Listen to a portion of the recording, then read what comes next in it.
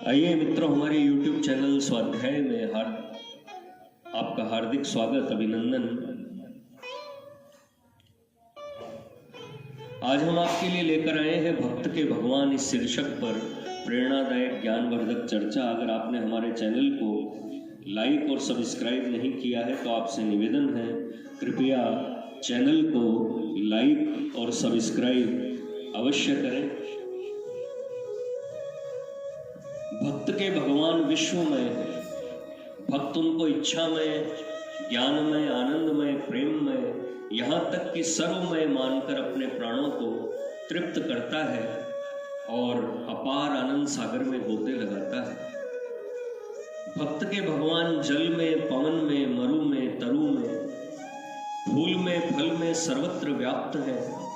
भक्ति रस के पूर्णावतार प्रहलाद जी ने जब कहा कि श्री हरि केवल वैकुंठ में ही वास नहीं करते हैं, उनका निवास तो इस विशाल ब्रह्मांड के प्रत्येक पदार्थ में है, तो यह सुन हिरण्यकश्यपु ने क्रोध से जलते हुए कहा कि रे मूर्ख, तेरे हरि यदि सकल पदार्थों में है तो क्या इस स्फटिक के खंभे में भी है?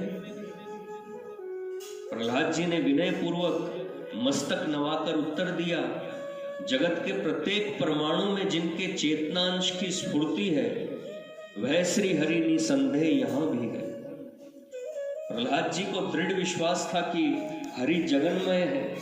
वास्तव में इसका प्रत्यक्ष प्रमाण पाकर अंत में हिरण्यकशिपु ने भी प्रहलाद जी को कुलभूषण कहा था। यद्यपि हिरण्यकशिपु भक्ति भाव का साधक नहीं था, परंतु वह शत्रु भाव से भगवत प्राप्ति का एक महान दृष्टांत हो गया। उसको निसंदेह भगवत प्राप्ति हुई, इसमें सभी शास्त्र एकमत हैं। किसी भी भाव से भगवान को भजा जाए, सच्ची तन्मयता होने पर भगवत प्राप्ति हो ही जाती है। श्री नारद जी राजा युधिष्ठिर से कहते हैं कि गोपियां काम भाव से भगवान का भजन करके भगवत पद को प्राप्त हुई।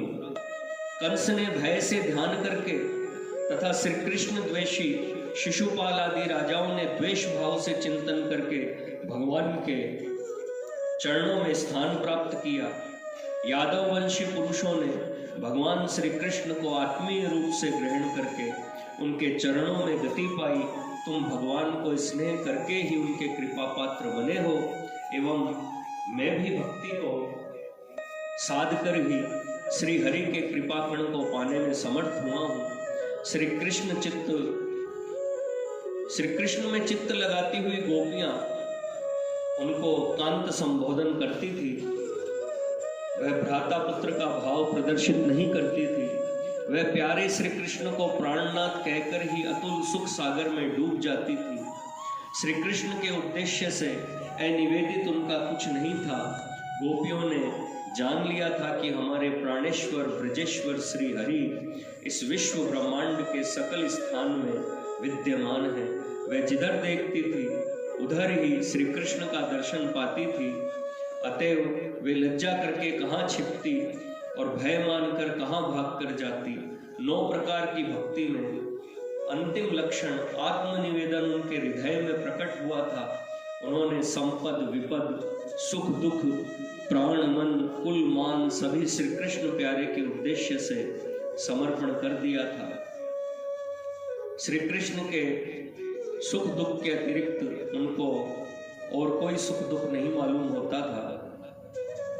उनका संसार एकमात्र प्राण प्रिय श्री कृष्ण में हो गया था। इस तन्मय भाव में ही शत्रुता, मित्रता, स्नेह और अनवरत भक्ति आदि सकल मार्गों की समाप्ति है।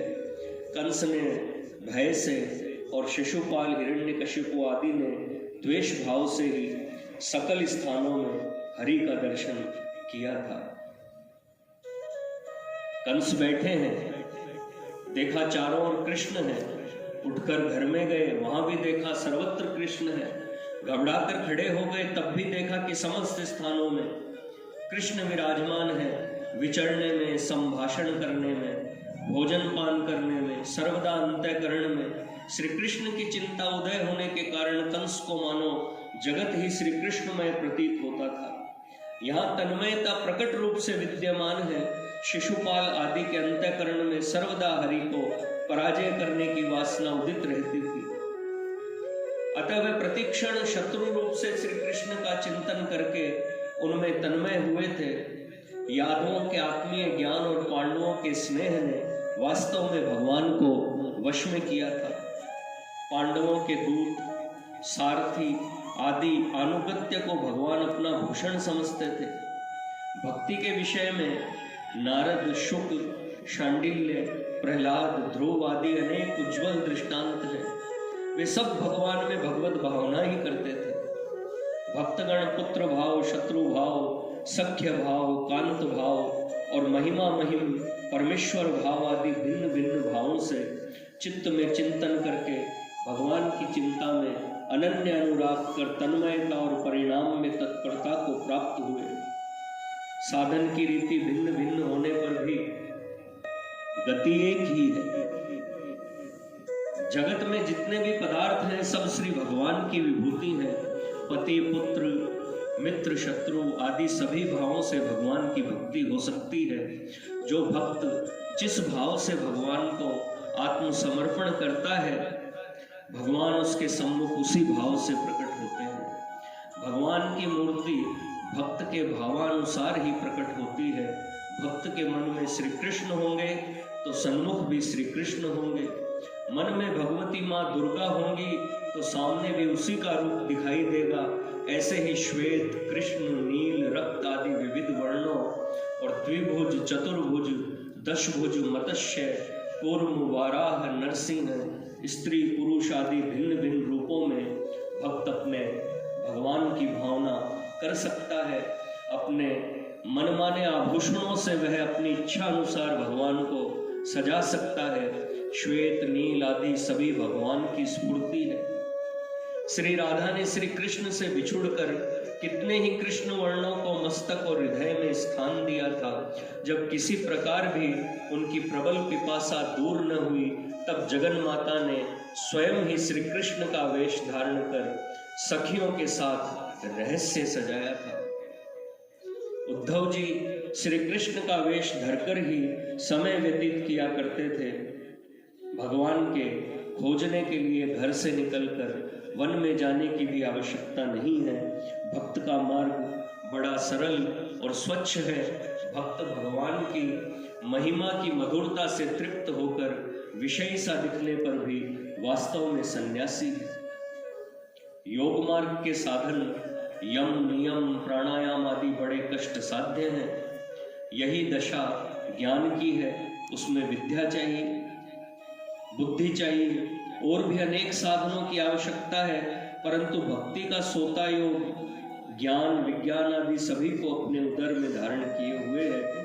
भक्ति मार्ग में चांडाल का, व्याध का विचार नहीं। भगवान में प्राणों के संलग्न होते ही भक्ति का द्वार खुल जाता है। व्यर्थ विचार और वृथा झंझट में टकराना नहीं पड़ता। भक्त के लिए बस प्राणपट खोलकर श्री हरि का चिंतन करने की आवश्यकता है।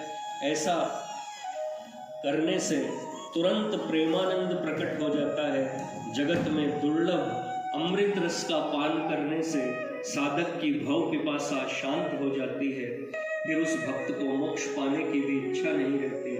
वह सच्चिदानंद समुद्र में सुख से बड़वा नल के समान जलना चाहता है। भक्ति के बिना ज्ञान व्यर्थ है और ज्ञानहीन से भक्ति हो भी नहीं सकती। जिसको जाना ही नहीं उससे प्रेम कैसे कर सकते हैं।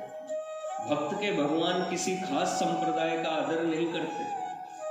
उनके दरबार में समता रूपी अटल मंत्री का हुक्म चलता है। भक्ति संप्रदाय के आचार्य शांडिल्य ऋषि ने भी ज्ञान की उपेक्षा नहीं की है। भक्ति के सोते में तो ज्ञान मार्ग छिपा ही हुआ है। इसी प्रकार भक्ताचार्य शिरोमणि देव ऋषि नारद जी ने भक्ति रहित केवल ज्ञान के द्वारा मुक्ति के सोपान में एक चरण बढ़ाना भी कठिन कहा है। जिसका भेदभाव दूर हो गया है, जो सब में समान भाव से भगवान को देखता है, उसे ही ज्ञानवान कह सकते हैं। और प्रधान भक्त भी इसी परम ज्ञान के धनी होते हैं। जहां निरंतर भगवान का चिंतन है, वहां दूसरे ज्ञान को स्थान ही कहाँ है। भगवान वाद विवाद से दूर रहते हैं। साधक ज्ञानी हो या भक्त योगी हो या कर्मी, सभी अंतिम उद्देश्य को सिद्ध कर उस एक ही समरसानंद सिंधु में निमग्न होते हैं। मित्रों,